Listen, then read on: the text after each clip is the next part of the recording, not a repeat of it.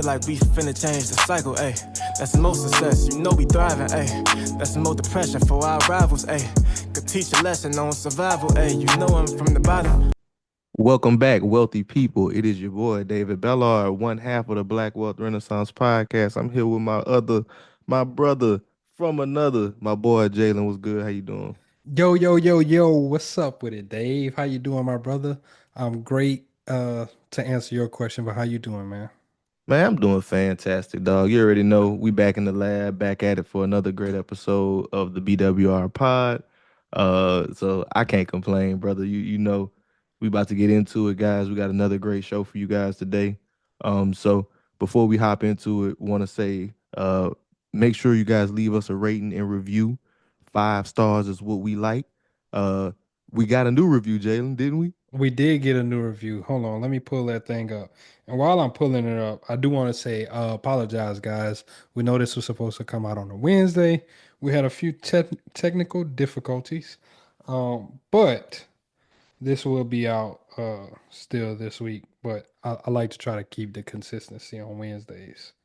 Yes, indeed. Yes, indeed. Yeah. So Y'all, I ain't gonna lie. We was putting in the grind, burning in that midnight oil, trying to get that content in for y'all. And we went through some challenges. But we, man. we listen, we persevere, dog. That's why we here. We always say this is a journey that we taking together. So just know that we grind it out every day, making sure that we getting to y'all what we need to get to y'all. Jay, you Facts. wanna tell them a little about what happened, man? You Man, yeah, forget it. Yeah, we'll talk about what happened and then I'll read this review. So man, as y'all know, last week we told y'all we was going to South by Southwest, right? Yep. So some things didn't work out the way we thought they were going to. We were supposed to be doing this thing for Ally Bank. That didn't turn out to happen. And then whenever we got there, we did street content. We still were able to do some things through Revolt. We interviewed La Russell, got some good clips with that. But the thing about that is, me and David had our own audio setup too. And for the street clips and the Lil Russell, none of our audio saved to our Rode mics. There was one Damn. setting that was turned off. And I'm gonna be honest with you, my heart is hurting. My heart is heavy. Dog. But Dog, we like had they so much dope content for we y'all. We did, we bro. was we was so ready to That share was this a with y'all. when I tell you, so we recorded a lot of great people. There's this one lady that we found that was a financial. What is she on? Oh, Impact the Culture Financial. Yeah, Zelle. Shout out to Zelle. Yeah. Impact the Culture Financial. We ran into some guys that were dressed very interesting. Interesting characters. Very, very interesting characters that would have But shocked some of y'all. They would have shocked some of y'all, yeah, honestly. their appearance might have been crazy, but they actually said some really good stuff. Um, said all that to say, yeah, we didn't get it didn't turn out the way we wanted it to be, but it's a learning experience. We're gonna just keep on pushing forward with it. We're not gonna allow that to derail us in our mission. And then on top of that, I came back to Houston with a very important piece that David needed Dog. for his camera setup. What, So yo, when I say it's been trying and challenging. Then today got the new tripod because I needed a tripod for the camera. Can't get the tripod because the system down for the delivery system. So listen, y'all, we say all this to say no matter what type of challenges we come across, we here. yeah, And we that's are what it definitely take, here. right? The show gotta keep going on no matter what happened. The play don't care who make it. So that's what we here for, and we want y'all to see that with us with the journey, man. Facts. So if I you like I, building I like something, I like that shirt, man. I like what your shirt say. Faith over you know what I'm fear, saying? dog. The camera got me messed up. I done tapped the wrong side of my chest. Ooh. But yeah, we definitely we're gonna keep our faith. We're gonna persevere. And like David said, we do have a new review. I would like to read this one. This review is from one Mike D. One Mike D says, love the podcast and very informative information. Keep bringing knowledge to the masses, regardless if interviews or not.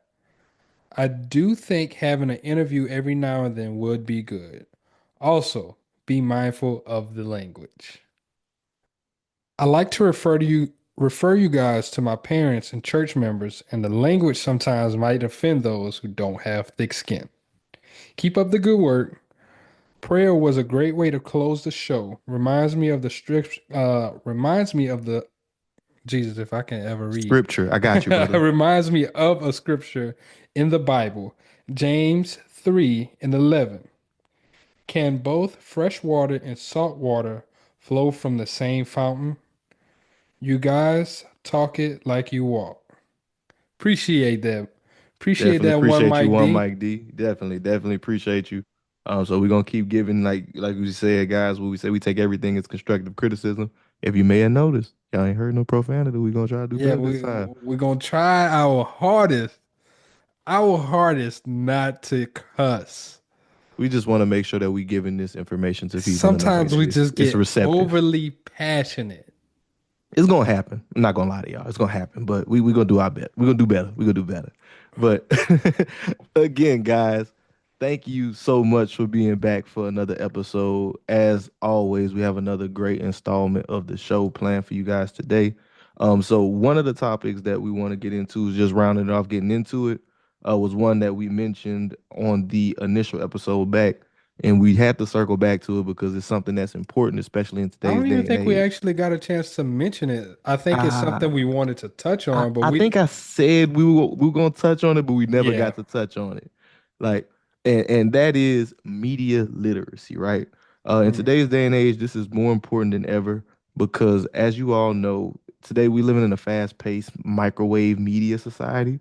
The environment is like it creates people like this little dopamine effect where you crave quick hits and quick information instead of actually taking the time to digest and learn things. And that microwave media mentality is like it's rotting people brains for real. And people are having shorter and shorter attention spans, and misinformation is getting spread all over now because realistically, like nobody's vetting information, nobody's taking the time to go and look and make sure what they're going and what they're hearing and what they're finding and saying is true, you know?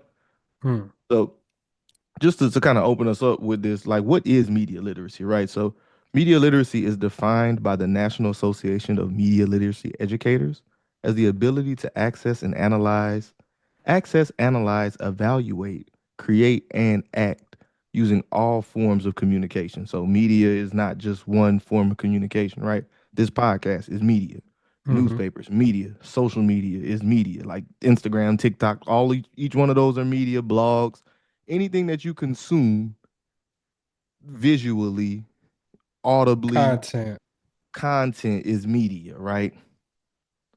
And again, why does this matter, right? So I just kind of mentioned it. Everybody is now we're in this society where if you can't get somebody's attention in 3 seconds with what you're saying, it's not worth saying, right? We're in this type of environment that everybody's Attention of a trying to goldfish, man. everybody's trying to get their spot in the algorithm. They're Mm-hmm. trying to find the way to get engagement. And what really is the dangerous part about this is because social media really, while it's great, it's a double-edged sword, right? It allows literally anyone to get on the internet and post content about whatever they want, gain a following, and influence public perception, right? We often hear that term influencer, and people are like, well, what's an influencer? An influencer helps shape people's perspective. You look to this person as a veritable source. You trust this person. You feel like you know, like, and trust them. So whatever they say, you're a lot less likely to go verify that information and just run with it. So even if they don't have the credentials, right? They could not be a licensed financial advisor. We've seen it. We talk about it a couple times. The Hawk Tuah girl, Yeah. like she ain't no financial advisor, but she said my coin going to the moon, and here you got some 35-year-old white man in Kansas than put his life savings in this shit. And now he mad. Man, let's talk about some of the other scams that happen. There's the Hawk Tour girl.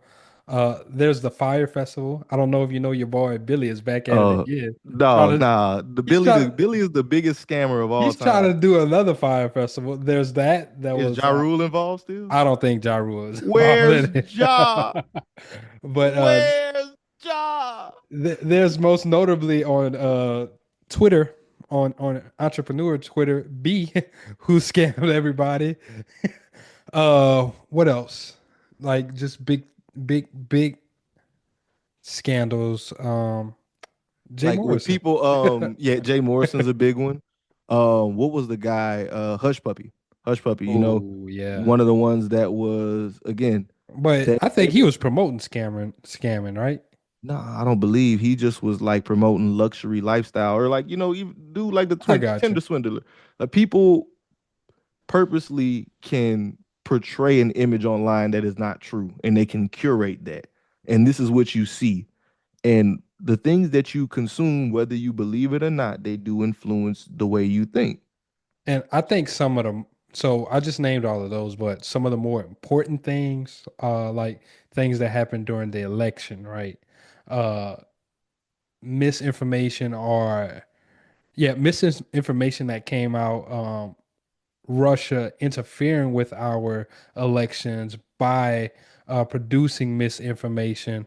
All of those things is what I think I'm not going to say more important than the other things because people got hurt financially, but I think when it becomes that political realm, it shapes the fabric of our reality. Like that's a whole nother level of danger.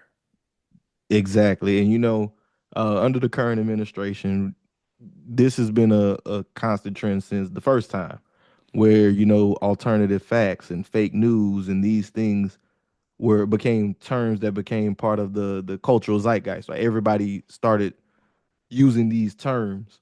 Um, and it's kind of strange, like in the space that we're in when it comes to politics, Hmm. because you really do have to look and try to verify your sources because everything now is about clickbait headlines, fake news, and polarizing content. Those are the three things that bad actors are using in terms of how they're going to benefit financially from using this media, right? So when we talk about media literacy, we want to ultimately kind of help you guys identify ways that you can spot bad things before you allow them to influence your behavior or you act upon this media that really is not truthful information, right? Mm. What you got for him, Dave? Really, one of the most common things now is the AI deepfakes Man, and the way they're spreading misinformation, guys. So like AI technology has been an advent. You know, we often praise AI. I think AI is a good thing if you use it in an ethical way. If you use it to help organize your thoughts and ideas and as a tool to amplify your skill sets, I think it's amazing. If you use it as a crutch, I think that I it wouldn't can. even say it's a crutch. If you're a bad actor who is using it with ill intentions, right? Okay, Then that's better. I wouldn't say a crutch, but I think if you're a bad actor using it with ill intentions, to take advantage of people, misinform people, to deliberately, um, what is the word that I'm looking for? Deliberately, God damn, why I can't think. Deceive. Yeah, deliberately deceive people. I think that that's whenever it becomes dangerous, right? I think if you, I don't care if you use it as a crutch. It's there to be used, but if you're using it for nefarious activities and you're trying to scam people, hurt people, any of those things, that's whenever I'm like, oh yeah, this is too bad. And I think that happens with everything, right? Yeah. There's new technology that comes along, and then you're gonna have all of the great applications that can be done for it. And then you're going to have your criminals and the people who just want to be bad that are going to find ways for them to use those things to push their agendas.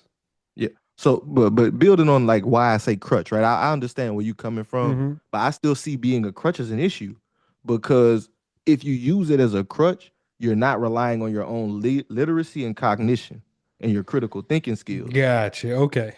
Like if you don't practice and use those skills, they're going to deteriorate over time. If you just take the information that AI gives you as fact off the rip, that's problematic. You're speaking about like AI hallucination and everything like that. Exactly. Like so Gotcha. for people that are unfamiliar, things like Chat GPT and Copilot, Grok, all these things, right?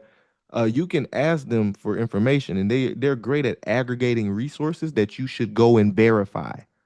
But you should not take the information that you receive as fact from an AI software. It is an From a assistant large tool language model.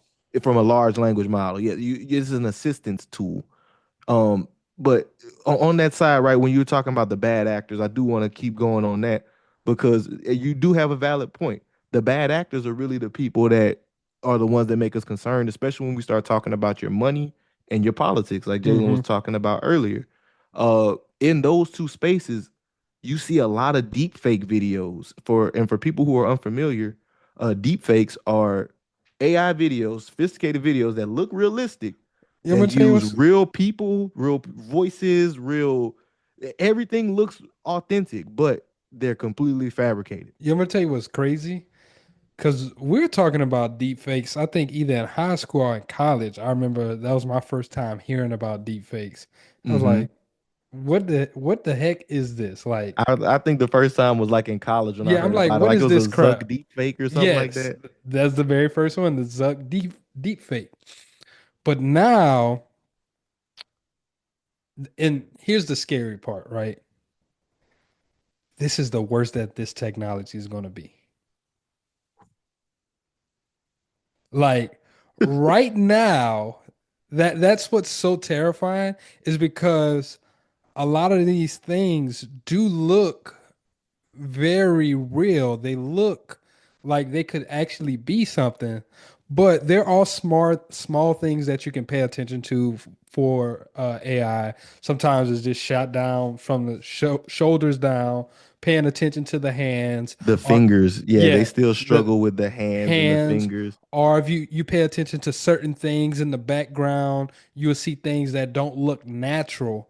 But I forgot what is the one that open source just released a few months ago.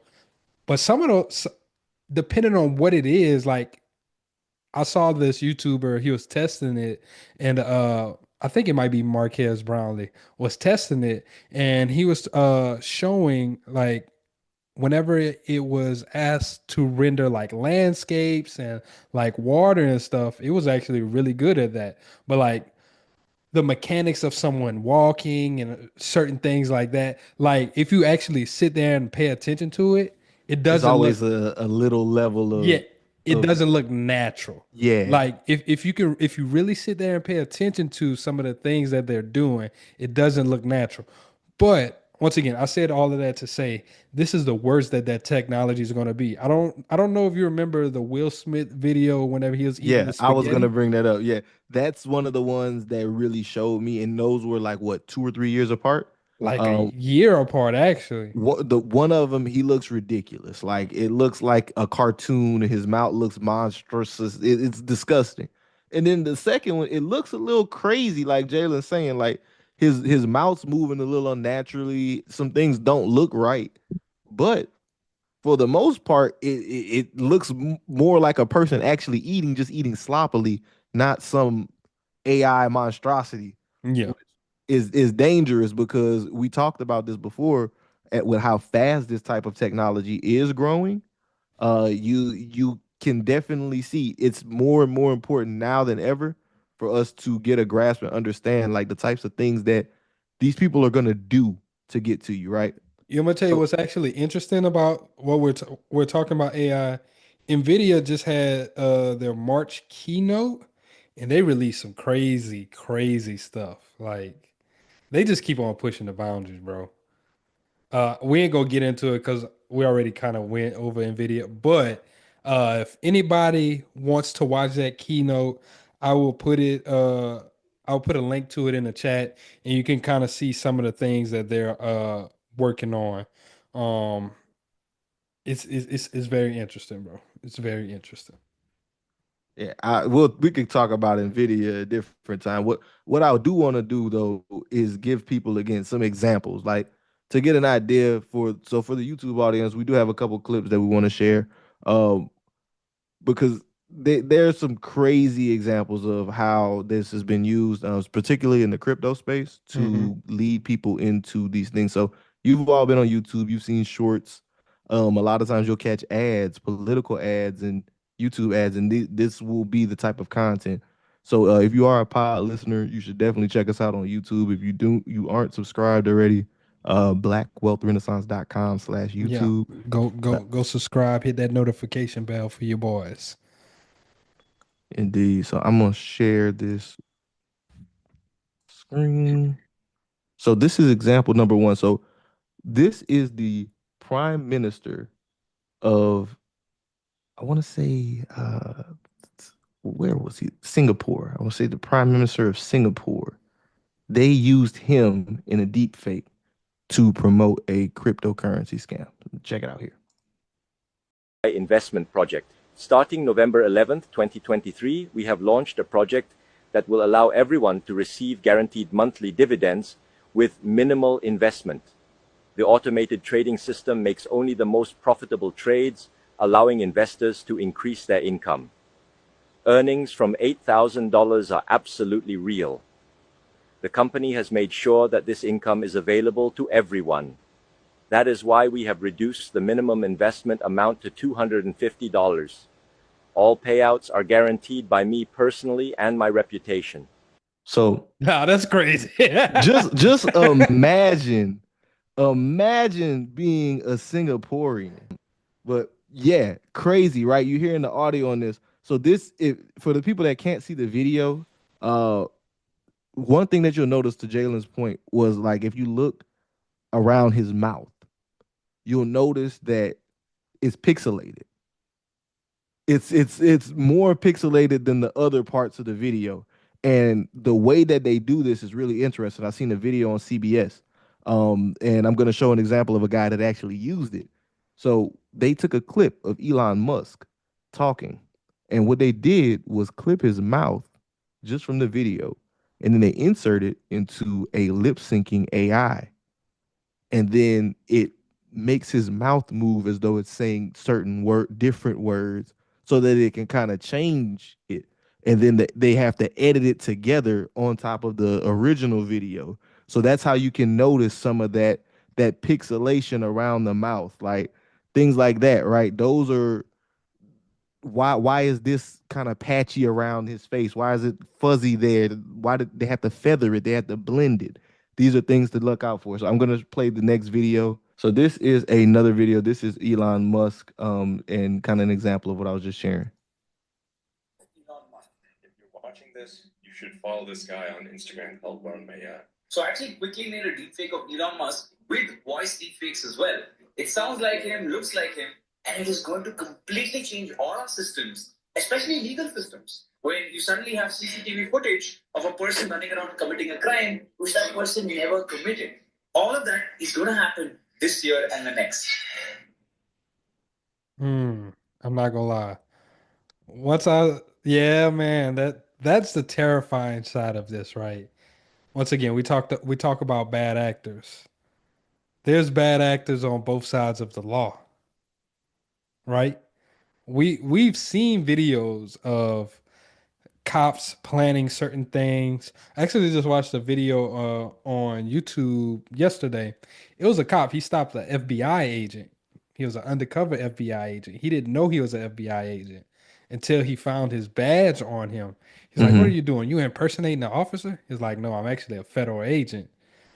And then his whole like just attitude and demeanor changed. Cause at first, cop was like, "Oh, you wanna be You want to be difficult, huh? Well, how about I ruin your day? On a power trip. Yeah, I love ruining people's days and everything.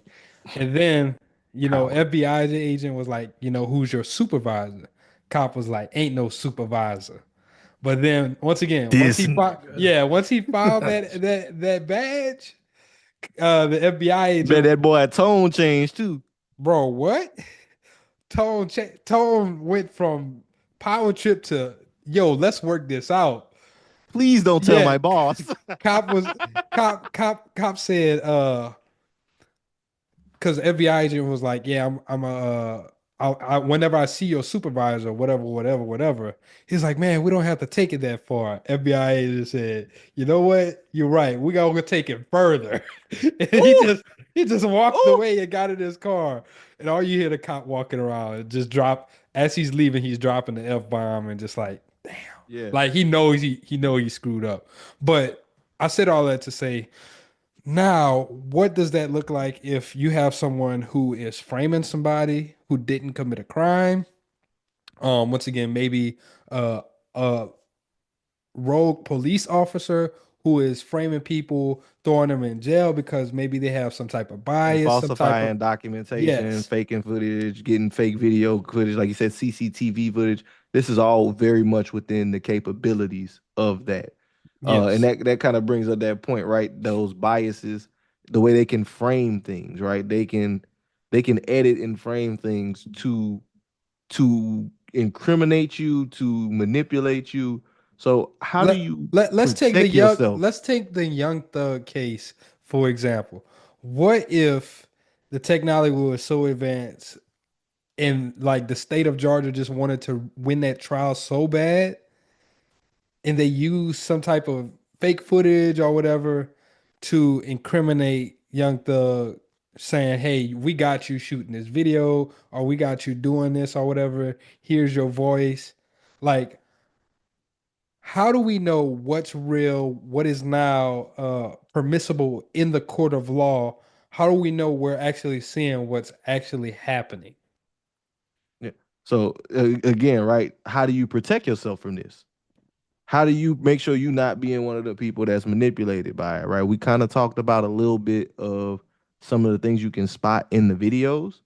But I think first and foremost, before you can go there, you got to understand how we process information as humans. Uh, just honestly speaking, we are lazy. Our brain doesn't want to commit brain power to things that we can easily decipher. It's a concept called schema, where basically if you're used to doing something a certain way, like if you wake up every morning and you get your news, you open up and check Twitter and you scroll for so much, you're gonna process information the same way more times than not because it's low lift for your brain. It's low effort. It's efficient. Mhm. So to do so, your brain simplifies information to save the energy. And that's why we got a lot of people that read headlines and start commenting without reading the actual article. Y'all are my least favorite people. I'm gonna That's be funny. honest. Bro said, y'all are my least favorite people. Like you could have at least read it, bro. You could have at least read it. So don't let yourself get goldfish brain. Is kind of the point, right? You got to understand that you're already hardwired to do it the easy way. So sometimes whenever it comes to some of the short form content, you're gonna have to think a little harder. And just from the beginning, you're gonna have to think about it a little deeper than what you may initially want to. Especially whenever it's something like a political ad that's saying something disparaging about a candidate that you may have voted for, that is a false lie. But you need to try to take a step back and not getting your so caught up in your emotions, right? And you think with the logical brain, not the emotional brain. Hmm. And you got to be mindful of one of the big things that every human has, and that's confirmation bias. A lot of times, whenever you go Google stuff, you find the answer you're looking for because that's what you were looking for. You already thought it, and you just were looking for something to confirm it. A lot of times, we go with what's already in our mind, and we look for things to confirm and not to antagonize or deny it. So that's another kind of way to protect yourself. Is like And Every now and then you got to be mindful of your own proclivities, man. I ain't scared to say it. I'm a little racist. Man, dog. What? I'm a little racist, right? We're not So, going to say racist. I think you might be more prejudiced than racist. man, look, I ain't doing the semantics with y'all niggas. Oh, Listen, David, I'm a little don't do racist, it. bro. Don't do I'm a it. little racist, bro. And you know, people say prejudice out of woo. When I say racist, I mean I love and support black people, bro. I prefer black people. I will That's always interact with black people over others. That is just the way I am. That is how I operate. And to me, that's racist. I'm exclusionary in that sense. I don't have, and I should be working. I'm working on it, guys. I'm trying to get better, but I am, and I grew up racist, bro. So with that in mind, right? I think completely opposite of a white guy that grew up around the same area as I do, right? But to make sure that I'm not having blind spots, I got to make sure I'm touching on and reading and seeing their perspective as well. Because if you get caught in this echo chamber with just your thoughts and opinions, and the thoughts and opinions you agree with, it's a dangerous place to be. So I said that to get there. I'll start by saying I'm not racist, guys. Jalen got white friends. Shout out Jalen, man. I got friends of a lot of ethnicities. But yeah, I don't even know where I was going to go with this, man. Oh, okay. Yeah. So, We talking about bias, man. what you're describing though is thinking objectively, right? Whenever you have objective thoughts or you're thinking objectively, you want to look for both sides of the coin, right? You don't want to just go down a rabbit hole where it says like you want a red pill niggas, man. Honestly. Like where you go down that rabbit hole and all you see is this and I just thought about what you said. You like over here listening to Sneeko get ye- advice about getting women, bro. yeah, You're cooked, buddy. like if you're going to think of something objectively, you need to look at it from both sides of the coins, right? You need to Like have a balanced point of view. yeah. If all you're doing is watching CNN and you don't turn on no Fox or you don't go to NBC or you don't go to any place else and you're just going to one outlet, one source, you're going to have a bias because that's all you're consuming, right? But we'll talk about it. Like last night we were doing some research on a topic that's going to come up a little bit later, and originally I had said one thing and I was like, this is what was modeled off of it or whatever. And then I started doing my research. I was like, oh crap. Actually, it looks like people are miseducated on this. And these are two separate things. These are two Mhm. totally different things. But if you're So just looking at it quickly on the internet, you would think they then both the same thing. exactly. So all you have to do is take that extra step and dig a little bit deeper, but also don't be afraid to look for things that actually oppose your train of thought, right? Mm-hmm. Thinking about how can I look at it from both sides of the coin. I'm not telling you to change your thought, right? But if you look at it from both sides of the coin, it can expand your mind now. And you can say, hey, you know what? Maybe the information that I was fed to me incorrectly. Maybe this information, they were trying to convey this message, but they were biased, and the only way they can convey it was the way that they learned it. Mm-hmm. It's like a bad game of telephone, like a Yes. horrible game of telephone. Telephone always get messed up. Like you could start off with the word green, and by the time it get to the sixth person, I really you think talking people do it on about. purpose. I do too, honestly. Just to Because be there's difficult. no way that game should be messed up, bro.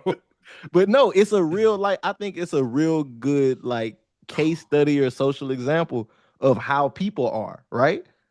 Ever since we were kids, I you remember can't playing that trust song, you can't that trust game. the fifth person to say the same thing that was the source said. No. So with that in mind, you gotta know and that's good, Jayla. I'm glad you brought it up. Like the people that do it on purpose, right?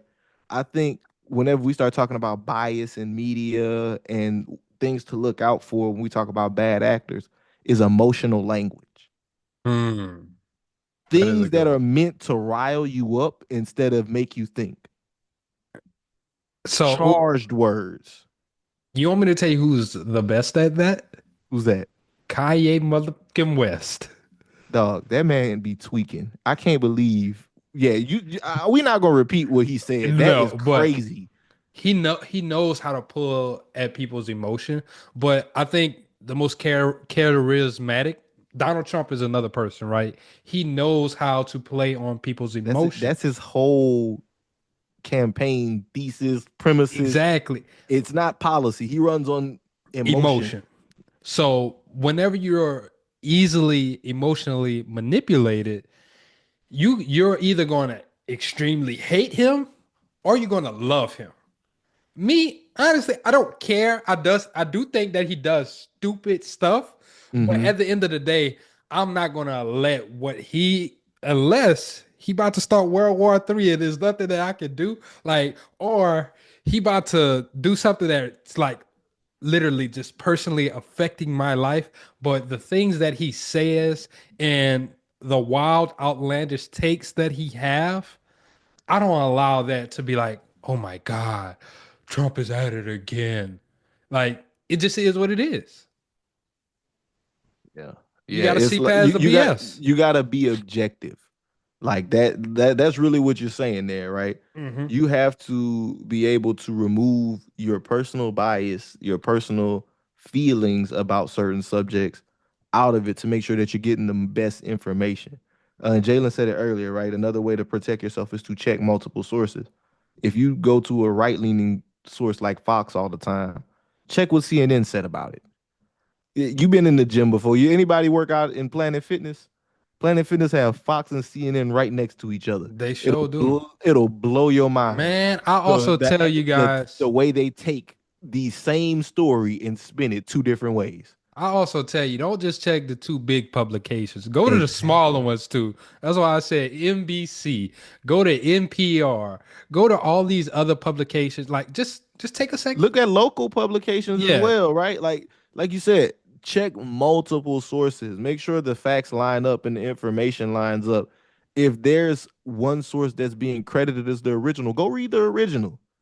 Don't take somebody's opinion of a White House press release and run with it. Go read the Oh, damn that's press a good release. one. So the White House press release, you remember whenever Trump was trying to stop all the federal funding? Hmm. And everybody was like, food stamps is going to be done, Medicaid and everything. But if you went But read the damn press release, the what the very first thing says anything directly benefiting Americans, such as Social food Security, stamps, Social Security, all of these things will not be affected. Medicare, Medicaid, and I mean they still don't get me wrong, we still not out the water on that, Yeah, no, like they but still wigging, they tripping. yeah, but I get to Jalen's point, right? The headlines. The headline is what got everybody's attention, Mhm. and then bad actors telephone game, boom, boom, boom. Now we got all this misinformation being spread and people in an uproar online. When if There's everybody actually would have took something that I need to go verify. I saw somebody. I was in Walmart doing something, and this lady was talking to me about Sam's Club or whatever, like the DEI crap, and she was telling me about you can't file. Even Will Haggins told me this. You can't file discrimination cases right now and things like that. She was like, the lady was like, if someone calls you nigger in public, there's nothing you can do about it.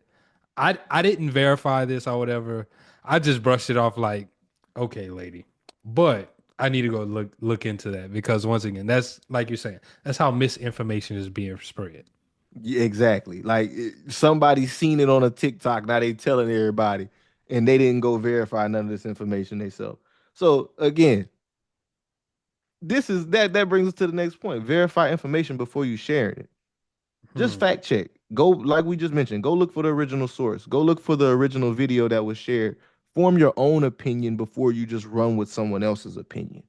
Because oftentimes, I will see an opinion and I'll bring it up whenever we bring up another story, and I will read it fully, get and understand their perspective, and still disagree or agree. Like you can come to your own conclusion when you're armed with information, and that's really the big thing. Be wary of sensationalism. We said it before, just kind of just understanding, journalism, there's standards of verification, there's transparency, there's accountability. Uh, if there's no credible sources, they're using extreme language and they're really prioritizing the entertainment factor Boy, over you the want me to tell you who facts. was great at that on Twitter? Red flag. Sintel. Who? Sintel? I don't know who that is. Oh man, he would drop like this person got traded, all of this and everything. They actually deactivated. NBA Centel. Yeah, Yeah, yeah, they yeah, yeah. actually deactivated Sintel's account. Fake ass information. Exactly. Yeah. Exactly. So yeah, guys, we kind of already went over the AI Uh, ways to spot it, but there is another resource that we did want to provide. There are deepfake incident databases. So if you are watching a video and you're not sure if it's a deepfake video, these are pretty updated. You can look into them. This is actually where we found the information and links to some of the videos that we shared today, like the Singaporean Prime Minister. This one is resemble.ai, and there's a litany of them, but you can definitely do that and cross check and verify videos that way as well. hey man, let's move on to our next topic, my brother. Indeed, indeed. All right, next topic is something I actually wanted to bring up. It's something I saw, I think on Threads on Twitter, X, whatever you want to call it. And it's about the brother that wants to purchase Spirit Airlines, right? His name is Hashem Walters from New Orleans. He launched the Lattimore. Am I pronouncing that? Latimer. Latimer, sorry, the Latimer Group, which aims to acquire Spirit Airlines. And then, so I did see a lot of positive feedback from this, but then I saw this one comment where a sister was like, "Why would you go buy Spirit Airlines when you can just build your own?" And my immediate thought You ain't was, got the answer, Sway. my immediate thoughts was, that sounds good. But why is that black people's first thought is, oh, if we ain't got it, build your own. And I know people are like, why not build your own? People probably listen to this right now, like, why not build your own? The reason why I'm saying this is because sometimes you don't always have to build your own. You can acquire businesses. Businesses are built to be sold. Businesses are being sold all the time. There are two huge acquisitions that just happened this week, actually. I think Google acquired this cybersecurity company for $32 billion, and PepsiCo acquired Poppy. I forgot how much they Yeah, acquired that Poppy was for. also a $1 billion deal Yeah, a as well. billion Yeah. dollar acquisition, right? See. But I think black people, we have this affinity, this infatuation for, you have to build it from the ground up. But you can buy a business, right? I don't know too much about the young brother talking about buying Spirit Airlines. I did look him up on YouTube, on LinkedIn.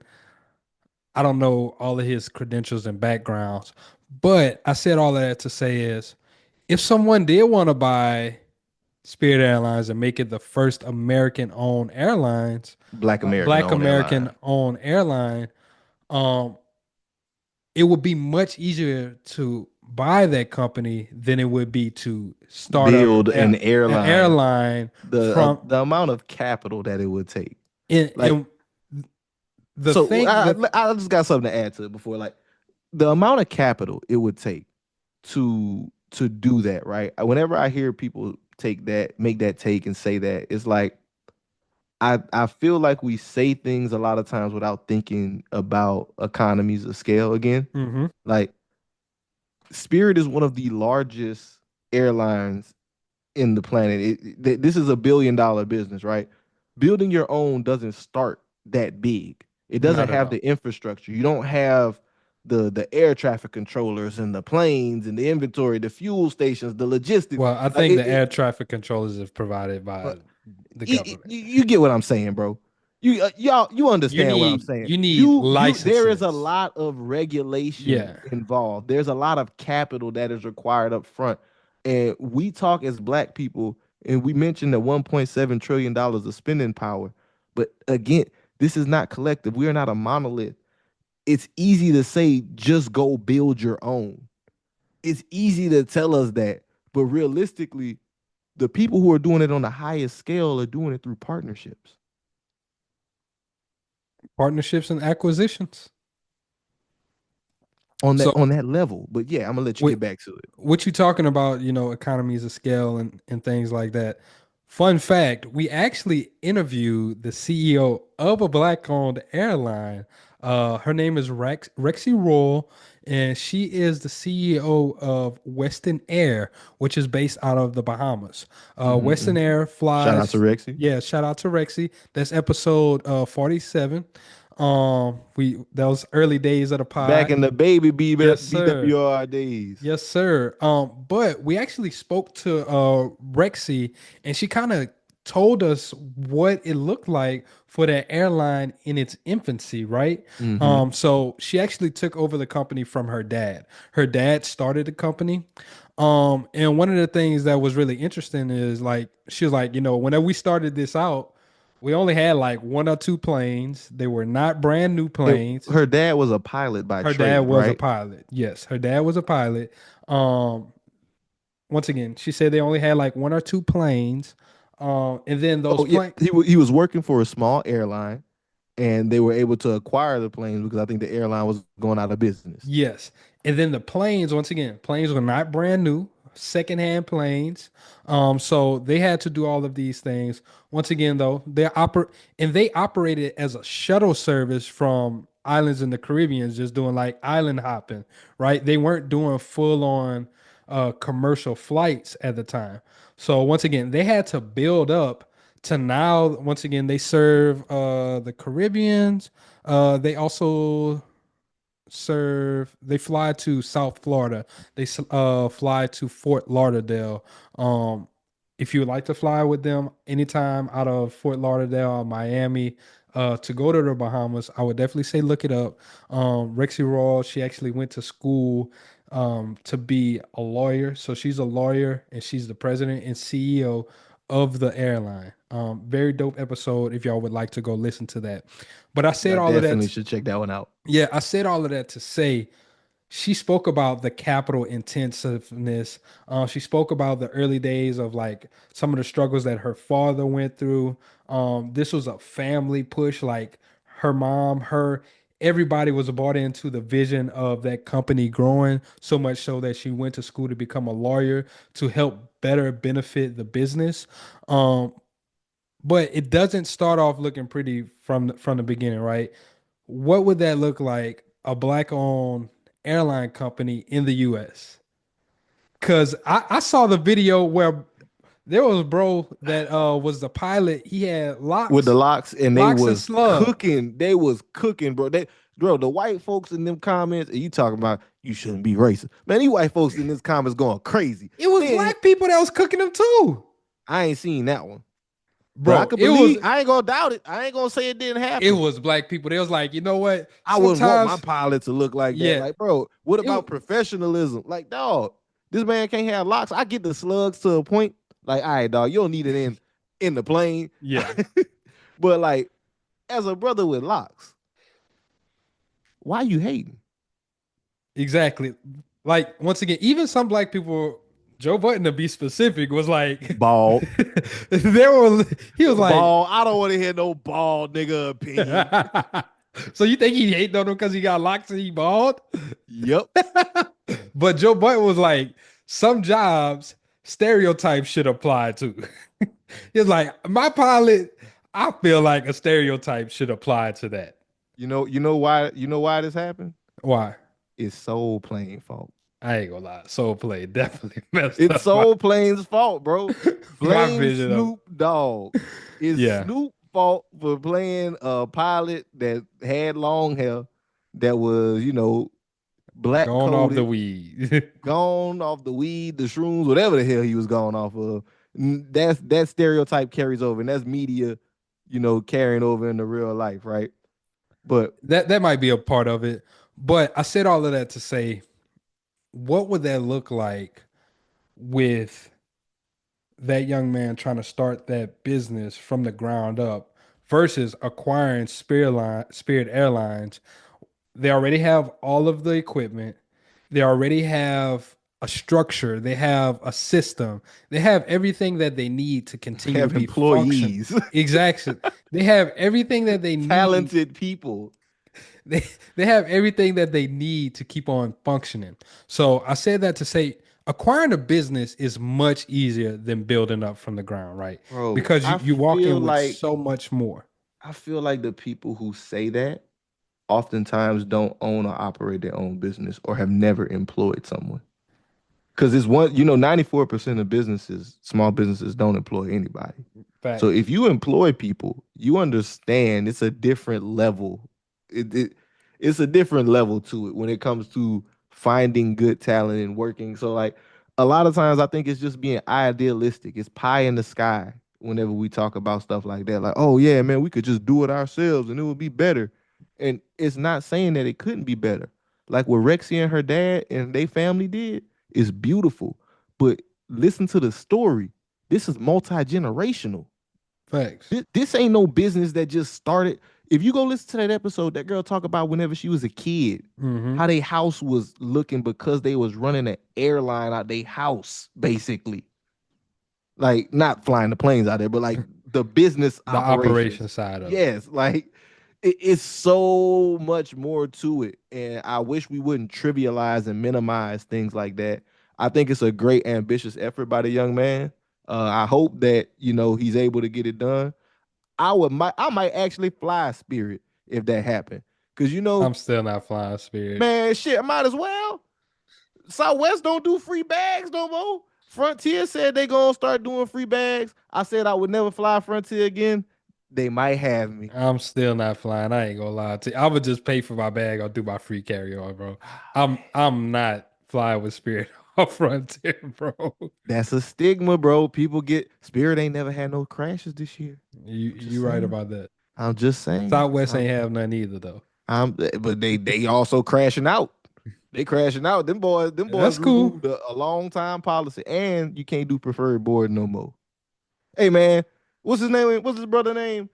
Hashim Walters. I'm rooting for you. I'm rooting for every man that's black, bro. I hope that you and the Latimer group can buy a Spirit, and I'm gonna hop on that Soul plane and do my thing.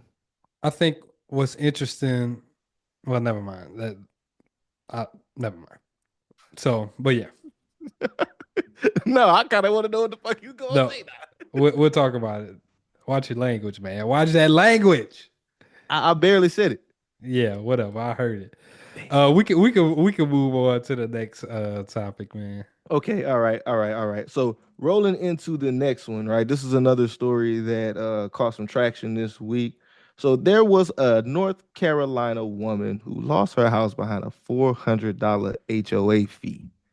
So a Charlotte resident, I'm not sure if she's actually from Charlotte. This is from the Charlotte news station. Mm-hmm. So a Carolina woman named Taylor Sanders owned she lost her 3,300 square foot house in 2020 due to an unpaid $400 HOA fee, right? Sheesh. So this resulted in a $1,200 lien on the property because she never made payment. She said that she received the lien notice for $400 with a bill for $400, and she quote unquote thought it was a joke. So she received it in 2020, thought it was a joke, and didn't pay it any mind. By April of 2021, she had received notice from the HOA that there was a $1,200 lien on her property. That was for the late bill as well as the fees from the HOA. So with that, With the notice that she received in April, the HOA notified her that they would be entering into foreclosure proceedings. So they foreclosed on the house, sold it for $49K. 5 months later, the house sells for $850,000. I'm sorry, I'm about to cuss. I'm about to cuss. This is a warning.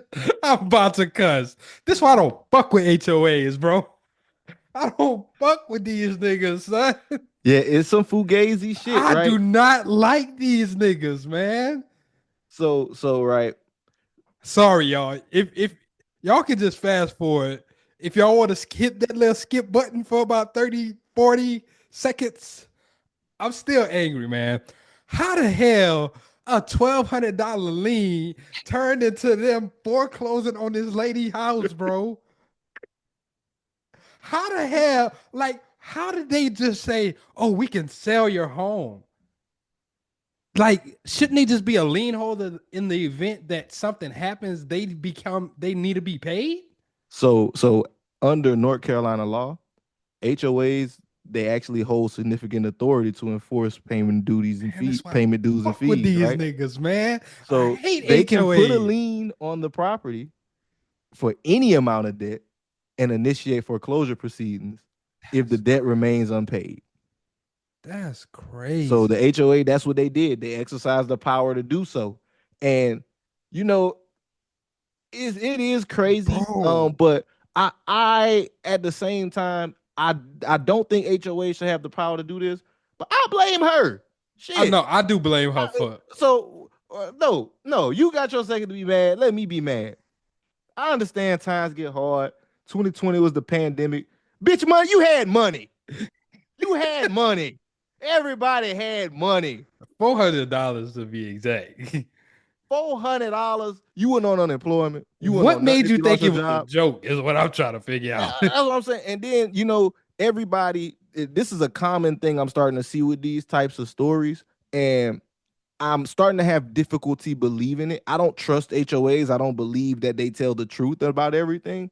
But they're required to send My notices neighborhood has an HOA, as a part of this type of action, right? and our They can't HOAs just are some hoes. they can't just initiate this without due process. So they have to make documented attempts to get in touch with you. So they stated that they mailed multiple letters and things of that nature, and the woman stated she never received them. Miss Jackson never received them. But you did receive that one, and I you mean, thought it was Miss Sanders never you received did them. receive But you that got the one, first one. You and got you the thought first it one. was a joke. You thought it was a joke. Well, ain't shit funny now, cause Cause I you ain't gonna lost lie your to you, house. I would have just went to the HOA website, or I would have went called up the HOA and say, "Hey, what's this about?" So I mean, it hindsight is 2020. When it comes to it, like she definitely should have, That's crazy. should have, but now with hindsight, that's why the story went viral because she was sharing the story with a news reporter in the Charlotte area. So that story it was on WSOC, that's the Charlotte news station. They took her property for $400, and somebody flipped it for eight hundred and For almost a fifty meal. k, bro. Almost a meal. Not even six Man, months later. I'm hot. Jesus, y'all, don't play with the HOA. Don't play with the HOA. And if you are a Also, person that ends up in a situation like that, right? Things that you can do just to make sure that you know what's going on, right? So you got to know your HOA's principles. Every HOA has documents which are called CC&Rs. Those are your covenants, conditions, and restrictions. This will help you understand your payment deadlines, late fees, and foreclosure proceedings. If you know you got some money that's due, you might want to put that on the calendar, put that in your phone. You know what I'm saying? You want to keep up with their communication. Make sure they have your contact information, your correct mailing address, phone number, email, all that, because they're required to send documented attempts, right? Uh, Request certified mail notices. That's good, because with certified mail, if you don't yeah, actually acknowledge receipt, you can't say you received it. So that's a good way to protect yourself. Many HOAs have portals. Jalen, I know you mentioned your neighborhood has an Yeah, we got HOA. a Do they have a portal. portal? They got So a that's a portal.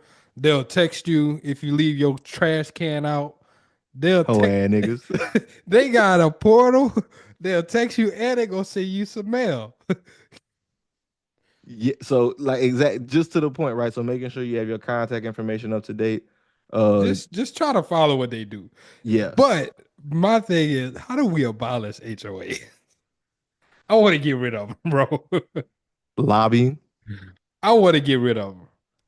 It's gonna be a lobbying effort because I'm pretty sure there's like a HOA association or something, like some type of I'm pretty national sure HOA every association. That new build community all got HOAs. That's why I'm buying in an old neighborhood, bro. Old neighborhood or in the country. I don't need y'all telling me what I can and cannot do about property. And then y'all get then mad. double back and selling my shit. Nah, okay, let me Exactly. catch. I gotta catch myself. Double back and selling my stuff. You can't sell my property. It's mine. And it's mine also. Why are you telling me what I can and cannot do? How you gonna tell me I can't build this patio back here? It's gonna be make the community not look the same. They want everybody to look the same. That is I'm HOA. sorry, y'all. I just went off on the rant. But yeah, sorry, Shawty. You should have definitely did your due diligence on that $400 fee. Yeah, yeah. I don't feel sorry for her, unfortunately, but yeah, if y'all are in an HOA neighborhood, those are some things to watch out for. Make sure you don't end up in a situation like that. Update your information with them folks. Moving on, man. Moving on. We moving into a somber topic. Um, man, Gotta give it up for a legend, man. we lost a black legend, man. We lost a black all-star, black business legend, man. Um, so for everybody that doesn't know, man, one of the America's 22 black billionaires, the latest member of the Black Billionaires Club, Mr. Junior Bridgeman, a former NBA standout turned billionaire businessman, passed away last week, March 11th, from an apparent heart attack at a business conference in Kentucky. One brief moment of silence for the legend, man.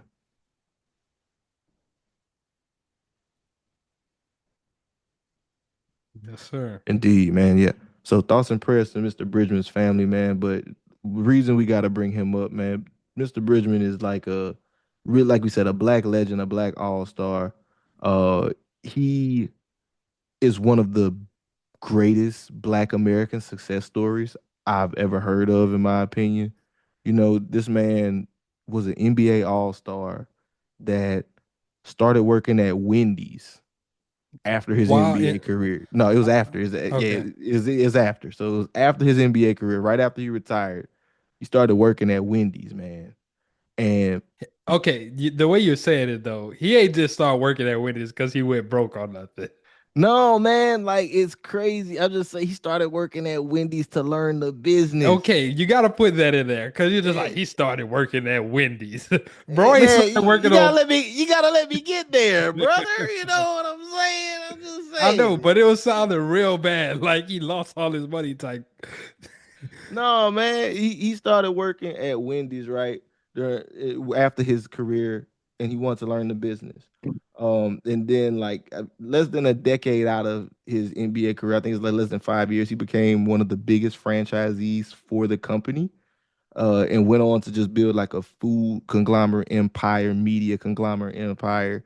And the dopest part, so in his NBA career, he played for the Bucks, and a few months ago, he actually bought an ownership stake in the Bucks. 2024. He bought a 10% ownership stake in the Bucks a few months ago. So the same team he played for, it came full circle, and he became an owner of the team. Like I said, he's just an icon in the business world, the black business world. I feel like his story is not shared enough. Hmm. I He think has the that's type all of of work our ethic great black that should business people. inspire so Yeah, many. Like his work ethic should just inspire so many. But you're right. Like it's a lot of our great black businessmen, especially those who don't do businessmen it and through businesswomen. business women. Yeah, okay, yeah, you're right, right. That unless it's done David through might be sports and racist, but he entertainment. isn't sexist. No, I love the women now. Come on, dog. Uh, but like like I said, bro, it's just so many of our black business legends, like you said, we don't highlight them unless they done it through sports or entertainment. And what makes Junior Bridgeman so special is Is that he he was an did both. athlete and he did it through both. But I think the dope part about him being an athlete is he didn't make a world of money as an athlete. Mm-hmm. So over his 12-year career, he didn't make over $3 million. In no one year did he make over 350K. Damn. So like if you think about it, for him to become a billionaire off of less than 3 million in earnings during his NBA career is massively, massively That impressive. is massively So impressive. I was doing my research about Junior Bridgman and I found out some dope stuff about him, man. So he actually credits a lot of his business acumen to the owner of the Bucks at the time. Really? So that was actually one of his first investments. So it, it, it, this guy was focused, guys, That was right? one of his first investors or No, investments? one of his first investments was with the Owner of the the team Bucks. owner. Yeah. Gotcha. So So he helped him purchase his first franchise, is what you're telling me? nah, no, not a franchise. So the team owner was starting a cable startup company. Mm. After 3 years of being in the league, Junior Bridgman had managed to save up some of his money. Now, he never made more than 350K in a year. His first year in the league, he got paid $140,000. After taxes, he said he got 55K. What year was that he was playing? He You got know? drafted in 75. Damn. So he After got drafted in taxes, after 70. taxes and agent fees. Taxes and agent fees. Okay. Yeah. I was to say, So damn. he had 55, right? So his first year, he only really made 55K net. By his third They year in the still put league, that rod in them. 140 to bro, 55? bro, sick, nasty work, diabolical, um, all of it. But the following years, right? He but in the following years, by 1978, he was able to have $100,000 saved up. And with that 100,000 he had saved up, he was able to invest in the startup company that the owner of the Bucks was getting into at the time. So he put 100K into that. 5 years later, the owner sells the company. He gets a check for 700K. Jeez. So this was like the first time in his career where he did investing. So 78 to 83. In those 5 years, $100,000 turned to 700K. While over those 5 years, he may have made twice that amount if he never made more than 350K in one Mm-hmm. year. Just assuming he made 350K every year. Damn. Like you made twice. Well, you made twice your annual salary off of something you did not have to work on or work for. And I think that was like one of the early shifts with him, because after that, that's whenever he started getting into investing. So he started to invest in a Wendy's in '83. One of his friends approached him about investing in a Wendy's, and he joined in as a passive investor. Um, and that was kind of like his 80, and that was in '84. So a year after he had his big hit with the cable company, he Mm-hmm. started to get into the restaurant business. And he just kind of was passively in it until he retired. He retired in 1987. And then after his retirement, he tried to start a Wendy's with a former NBA player as well. His name was Paul Silas. They both put 100K up. They bought one in Brooklyn, and it failed. They both lost 150K uh to combine, and they lost. And whenever he was asked about it, it's like the things that he didn't know is what killed him. And that's what actually inspired him to go work in Wendy's. Mm. That's why he went in and So he learned the can learn the business. So operations of it. he signed up for the program, the Wendy's program, Mm-hmm. and went through and worked in the restaurants and learned the ins and outs of the business. And then when he retired, he took 750K and bought 5 Wendy's around Milwaukee. And with those Wendy's, he took them from being average stores. The average Wendy's was at the time was doing about 600K in revenue to doing over $2 million in revenue Each or each, combined? each, Sheesh. each. Becoming one of the top franchisees, doubling the value of each one of the franchises. And one of the things he credits to his success is his involvement of the community. He hired ex-convicts, people that people often wouldn't give jobs, and included the community in his restaurants, which again, like, goes to show just why this is the type of black legend that we need to highlight more. Hmm. Not only did he do things at a high level on the sports thing that almost every black man want to be as a professional athlete. He did that, then came back as a businessman and created opportunity for people in his community.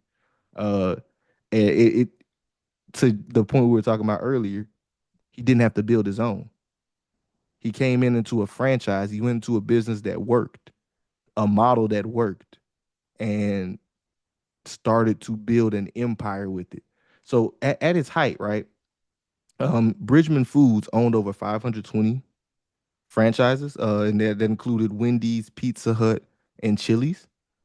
And their net revenues were somewhere north of 600 million, is what it was projected. Sheesh.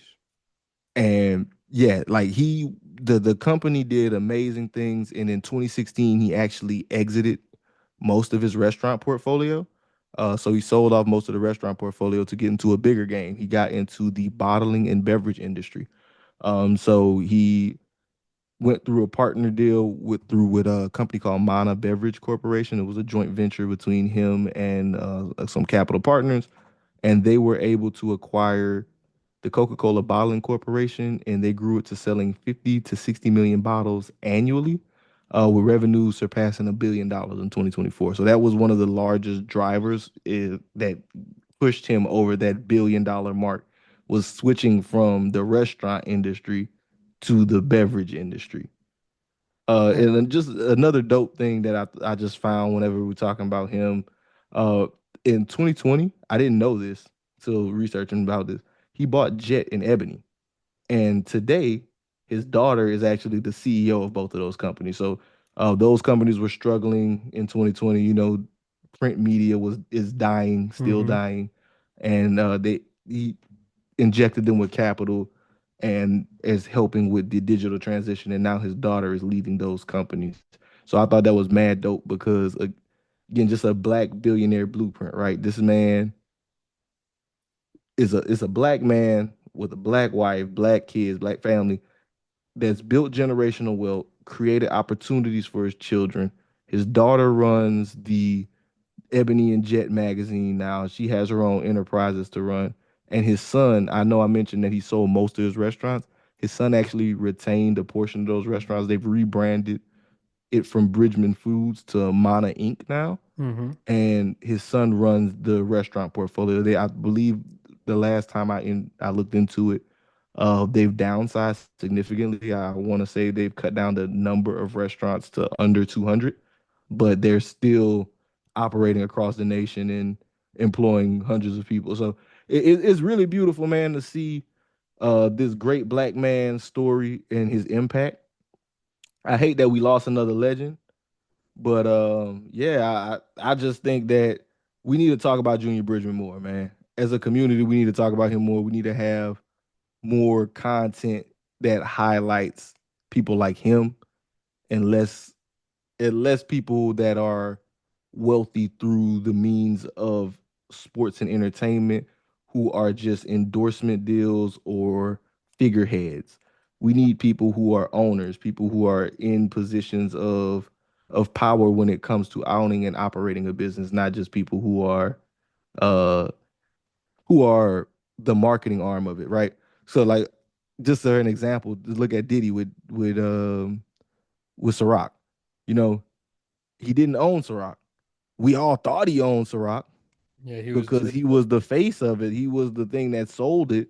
But at the end of the day, he didn't have ownership. We're talking about ownership. That's what Junior Bridgman had, and that's what we should all strive for. But I'm off my soapbox.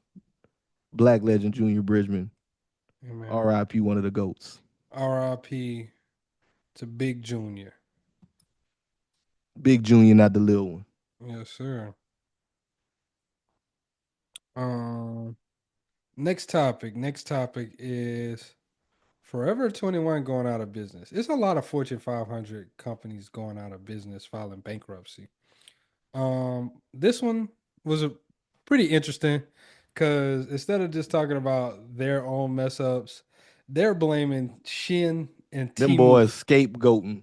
Yeah. So Forever 21 is going to shut down. Well, they're getting ready to shut down all 350 locations of their stores in the U.S. The company first filed for Chapter 11 bankruptcy back in 2019. And this past week, they filed a second bankruptcy, and they're blaming online fast fashion, once again, like Timu and Shin, for its downfall. Also, they're contributing rising commercial rents and a shift to online shopping, helping further pressure the brand. So, the reason why I just wanted to bring this up is I just think it's really crazy. Whenever you think about the Forever 21 brand, though, like I look at it as like a rapper who did not age with his target audience. That's good. You remember how J. Cole was talking about that With and little talk pump back yeah, on what you call it? One day your fans gonna grow up. yeah. The And then women them that was checks gonna shopping at slow up. Forever 21 did not Yeah. want to stay 21 for real. Like you did not and of course they probably Evolve. yeah, You didn't evolve. they probably thought that hey, we'll just keep on capturing the younger demographic, but they didn't evolve their business model. One, they stayed with retail. They stayed with They commercial. didn't go online. Yeah, they stayed with commercial space. They didn't take advantage of e-commerce and online digital shopping. Two, like we just said, they didn't evolve, right? They didn't have offerings that were more elegant, more upscale. And then we actually posted this on the page. People were in the comments Cooking them, on they frying them. tail. They put them on a Blackstone. Like it was crazy. But basically, some people was like, if people want to buy cheap clothing, why would they go to Forever 21 when they could just go to Shein and get the same quality of clothing at a cheaper rate? Forever 21's clothing definitely went up. I don't remember the last time I was in a Forever 21, but I was actually on the phone with my line brother this past weekend, and he was like, "Oh man, Forever 21's having a 40% off sale or whatever." So for some reason, he went in there. I was like, "Bro, you should not go in there," but he went in there. He was like, "Damn, this shirt's $40." I was like, "A $40 shirt at Forever 21? That's crazy." $40. $40. Tripping. At Forever 21. Yeah, that's crazy to me. But And yeah, yeah, I'm glad you mentioned it too. So I just wanted to pull it up because I wanted to talk about some of these comments too. Because everybody had the same thing to say, basically, right? You know, $40 for these shirts and the quality's going down. And nobody letting them make it, right? It was your $30 plain Jane t-shirts, or maybe it was the Flaming Hot collab. I didn't even know they did that. A flaming hot collab? That sounds crazy. How they gonna blame Shein, but they was accepting Shein returns? You gonna blame another company because you failed? Oh yeah, The quality of your shirts went down drastically. they Prices did partner. skyrocketed. Y'all went back in time as far as style. We grew up, but y'all didn't. Damn. Yeah. Sorry. Y'all no longer forever young. Um they did have a partnership with Shin and Timu. But they stated that it did not work out for them. They were selling some of their clothes through their ecosystem, but they just said that their brands didn't align. So yeah, I think that this is a lesson for everyone. You have to evolve. You have to adapt with the times. You have to evolve with your target audience as well, right? Um, I think that if they would have probably downsized the stores, went online, and maybe made a spin-off brand that was like you had a Forever 21 and then you had a higher scale for like the older people or whatever, maybe they could have did good. But yeah, sorry Forever 21. Another one bites the dust. Another one bites, and another one bites, another one bites the dust. But yeah, to your bigger point, Jalen, with that, That you said at the beginning, a lot of Fortune 500s are going out of business. We definitely see a changing of the guard, and a common Hmm. trend amongst a lot of those companies is slow adoption to digital. So I think that is just another little business gem. Whenever we think about the technology that's adapting, we opened this episode talking about AI a lot. Hmm. You have to adapt or you will die. You will fall out of relevance. You will fall out if you are not able to keep up with the times and keep up with the trends. A lot of marketing, a lot of shopping has shifted to TikTok shop and like things like that. Timu has TikTok shop on lock. Timu ads, I can't get on Snapchat without seeing 10 of them. You They ain't always lying. trying to sell me some junk. But like I ain't never seen a Forever 21 ad. And I mean, I'm not in y'all target audience, but like not no digital ads, not on the level I see Timu on the platforms I see it on. But the way Timu struck like lightning, bro. Like I remember whenever they first started popping up, and I was like, "What the hell is this?" Next I thing you do not know, trust them niggas over there. next thing you know, they got a Super Bowl commercial. Not just one Super Bowl commercial. I think they had like 2 or 3 that year. I don't trust them. Timu ain't nothing but Alibaba, but they gonna take your information and give it to China. I'm good. I'm That's good. funny. So yeah, um, biggest thing there is adoption, adapting. Sorry. So if you're in a business, once again, we talked about AI. There are ways for you to use AI to help your business grow. Um, Start looking into that. Look into ways that you can implement it because within this next 5 years, I think things is going to be real crazy. All right, man. We are at the last topic. Last topic is a petty topic, but it will get serious as well. And this is alluding to the thing that I was talking about at the beginning whenever we were talking about media literacy. So France wants the Statue of Liberty back. Huh? Uh, yeah, France wants the Statue How of you Liberty. how you how you gonna take that statue back? I don't know. They're gonna put it on a How? boat, put it on a boat and ship it back. They're gonna break it up, they're gonna blow it up, they want the pieces back? That's Uh, crazy as hell. so what's going on is a French member of parliament stated that they wanted the statue back. His name is Raphael Glucksmann. He's a member of the European Parliament with the Progressive Alliance of Socialists and Democrats. My His bad, word, man. Glucksman just made me think yeah, nah. about Bill Gluckman is down with the nose. What that coming from? Malibu's post one. Oh, I gotta go watch that movie. Okay, my That was bad. funny. Be Back to potty. rad. uh, so his words verbatim is to the Americans who have chosen to side with tyrants, who fired researchers for demanding scientific freedom, Mm, end quote, open quote again, give us back the Statue of Liberty, end quote, mm. open quote, we give it to you as a gift, but apparently you despise it. So it'll be just fine at home with us. Bro, Um, huh? bro, you know who he sound like? Who you sound like?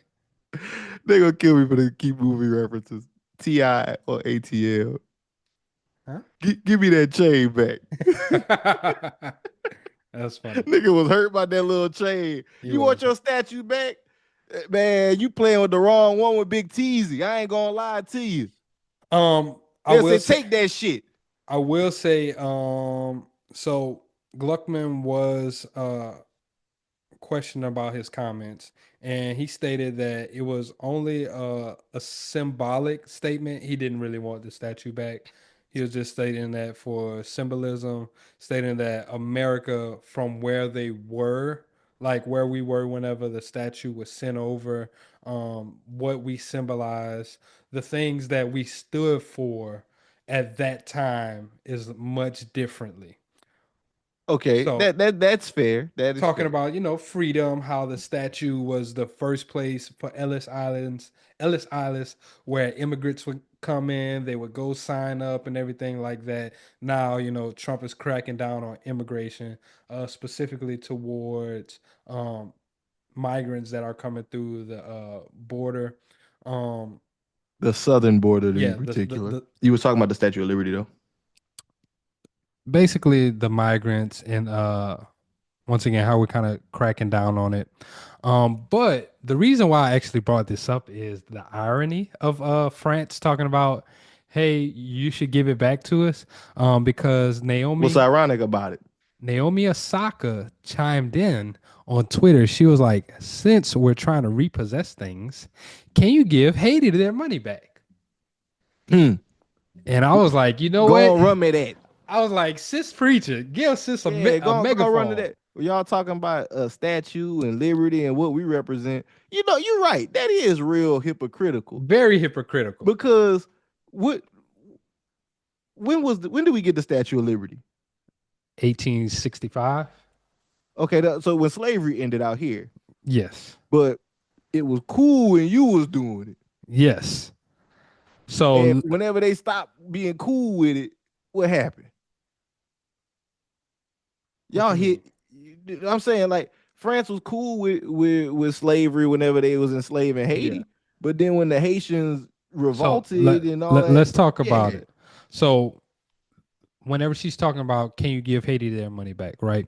So what she's referring to is, if you don't know, Haiti used to be a colony of France, and there was actually a slave revolt that happened in 1794, and the slave revolt actually sparked the Haiti Revolution, which ended in 1804.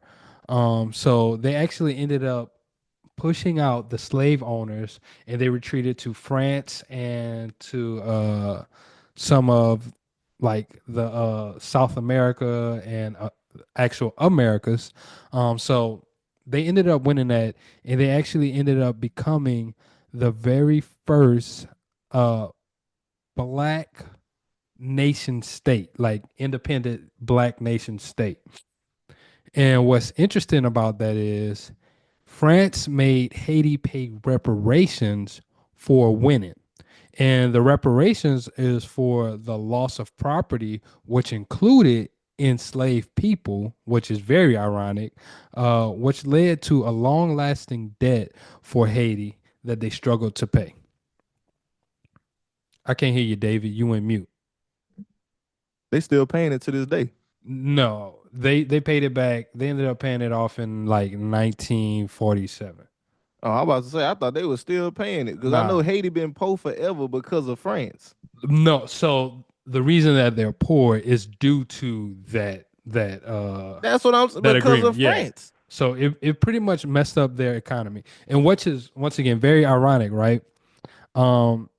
Haiti was actually the richest colony, not just in France's empire, but within the whole world. So Haiti was producing sugar and coffee cash crops, because of the way that the island was positioned, and then they're also getting the free labor through the Haitians. So through the slaves, they're able to generate. I didn't pull up how much they're actually generating, but they were the richest colony in the world uh, at that time. During the revolution, once again, they became the first black independent republic of the world.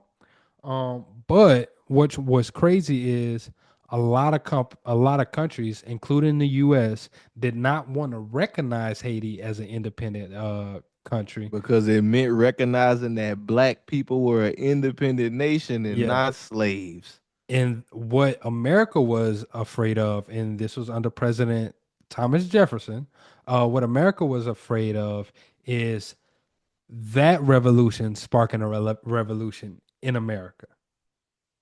So they were afraid that if they were to recognize Haiti as an independent country, then it would then instill hope into the slaves in America. So actually, Haiti was not recognized as a country until we ended slavery in 1865. 1865. That's whenever they finally recognized Haiti as an independent nation.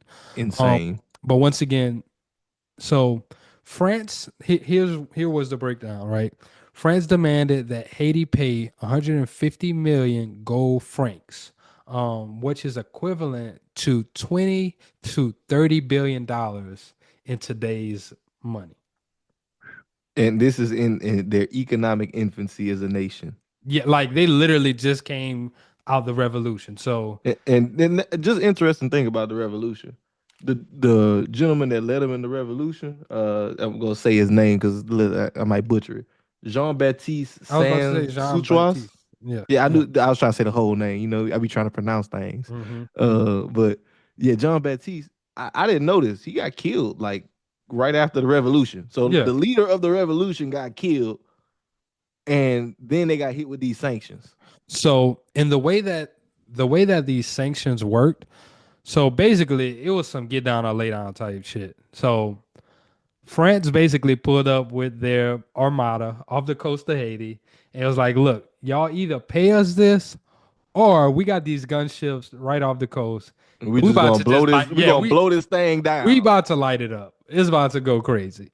So basically what Haiti did was they agreed to the terms of the conditions. And they actually ended up taking a loan from a French bank. Um, and that loan once again lasted from 1804 until 1947. So I'm sorry, actually not 1804, but it did take Haiti 122 years to pay that off. I forgot the actual start date of the loan, but it took them 122 years just to pay off the debt. Once again, which crippled the economy. So everything that Haiti was actually making, exporting, and everything, it all went to France. Um, and then there was also America had their hand in some of it as well. They actually siphoned like 40% of the money that was being paid to France. They actually siphoned like 40% of that money as well.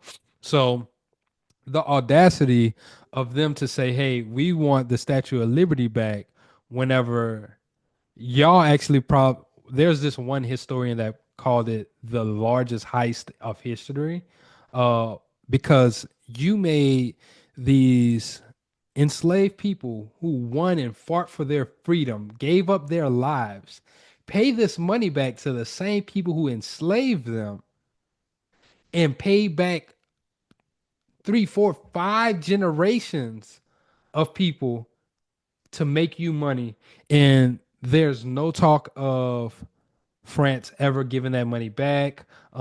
Everybody that comes into power in France that brings up the situation with Haiti, they just brush it off. So yeah, the audacity of you to say, "Hey, give us back the Statue of Liberty," because it doesn't. Y'all are not upholding freedom and all of these things, but you on the same BS, and your country has the same blood on their hands as America. As I sit here and I listen to this, my blood is boiling. My rage is at an all-time high. And I sit here and I think to myself, how can people be mad at me for saying I'm racist? How? How? How can you be mad at me for being racist when the world is racist against black people? The second you learn a little bit about the world and the way they treated us and the way they still do the bullshit today, I gotta know where does it all stem from, bro. I need to bro, know that. it's because they love us but they hate us at the same damn time. We are magnetic. The melanin, man, it's the melanin, bro. They see it radiates our spirit. It's the reason black people always have been the center of culture. It's a reason that Africa is where life started, bro. This is the original. We always said it. They always I grew up and I believe that, bro. We the original people. This is where life was found. You don't mean to tell me you don't think people hate us for a reason? Man, they know that black people are just special. And if you allow them to operate at their own capacity, for some reason they just don't want to see that, bro. They don't want to see that. And I ain't saying like again, I don't think black folks are monolith, bro. We got countries and continents, and just like I said, with the Haitian Revolution, we couldn't keep it together for a year after we got rid of them. They killed the revolutionary leader like in 6 months. It's more So what? problem. It was the Haitians that actually killed John Baptiste. A rival black leader. Damn. Henry Christopher is who killed him, or Christoph. Henry Christoph. Damn, man. It's like the world don't want to see us win, dog, but they love us at the same time. They love us for our entertainment. How they say that they love our rhythm, but they hate our blues. They don't want our blues. They don't support them. Mm. So that's why. And trigger warning, fuck them. Fuck them. I could care less, bro. Honestly, like I'm just focused on what can help us. I'm cool with all the people that's down for the cause. If you progressive, you ain't on all that hater stuff, cool. If you down for the cause, you want to partner with people and make some stuff happen that benefits both parties and then no snake or aggressive or predatory type deal, that's different. But like anybody that's on this type of time, and this is like you said, the hypocrisy to say, oh, our nation, look how far they've fallen, but a nation of independent black people who got their freedom back after you benefited from them for with free labor for God knows how long, probably a couple centuries. They owe you money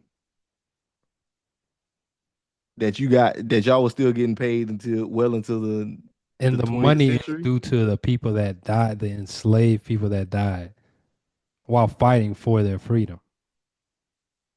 Yeah, yeah. Fuck them. I'm not rocking with none of these racist countries, these European countries. Um, I have no interest in them. But yeah, man, I definitely think it's crazy that the hypocrisy is there, but they still made valid points. I'm not gonna take away from what they said. For America, we are in just like a strange time, in terms of the messaging here. Mhm. The whole idea of us sitting in silent with Russia is probably the craziest concept I've ever heard. Russia has historically always been our enemy, and now it's looking like they may be our ally if WW3 occurs. That's crazy. That is crazy to me. Yeah, yeah. But man, this has been good, dog. I Yeah, think we got a this has good been a good pod in. episode. Kind of serious stuff very out at the end. Made it a little morbid, but hey, man, something that I wanted to talk about. Just once again, the hypocrisy. Um, Yeah, yeah. yeah. But You got anything else you want to talk about, my brother? man, nah, I think we hit it hard on all the topics that we want to hit. Pause. I almost made a your mama joke. Don't worry, I'll tell some of you in the heartbeat too. I know, man. Hey, don't tell your mama on me, dog. It was just a joke. But no, guys, I have nothing else, Jalen. I just want to thank everybody for listening again. We appreciate each and every one of you guys. Y'all make sure y'all leave us that rating and review. Those put the battery in our back. It gives us that motivation to keep going. Like even when we're Yeah. having those challenges, we definitely love to know that what we're sharing is impactful or helping in some way, shape, or form.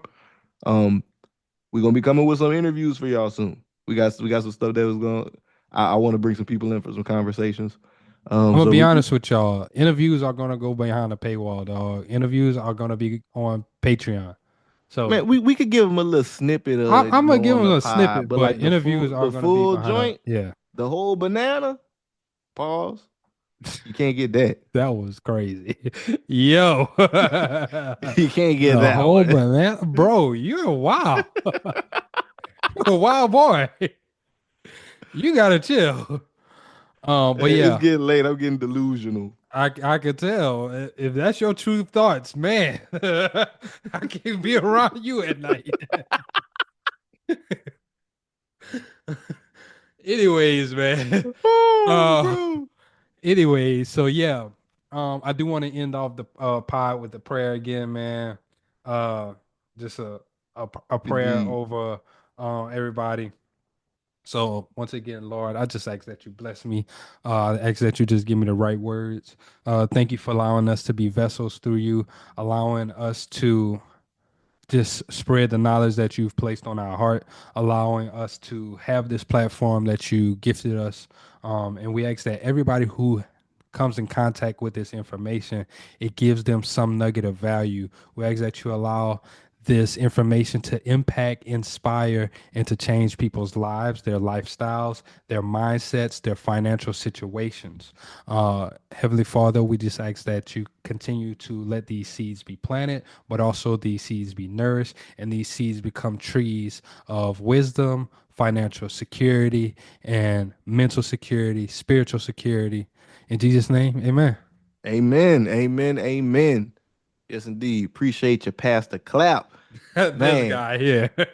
No, man, that was a good word, bro. I You know what I'm appreciate you, saying? my brother. Yeah, man, that's what I'm saying. Like, let him use you. I said it wrong last time. From your lips to God's ears. That's how it's really supposed to be said. Yes, sir. I butchered that last time. I said, Hey, whoa. man. Hey, man. God knew what you was talking about. God knew Yes, what you was talking indeed. about. But all right, guys, wealthy people, as always, thank you for tuning in. And until next time, this is BWR signing out. Peace. Peace.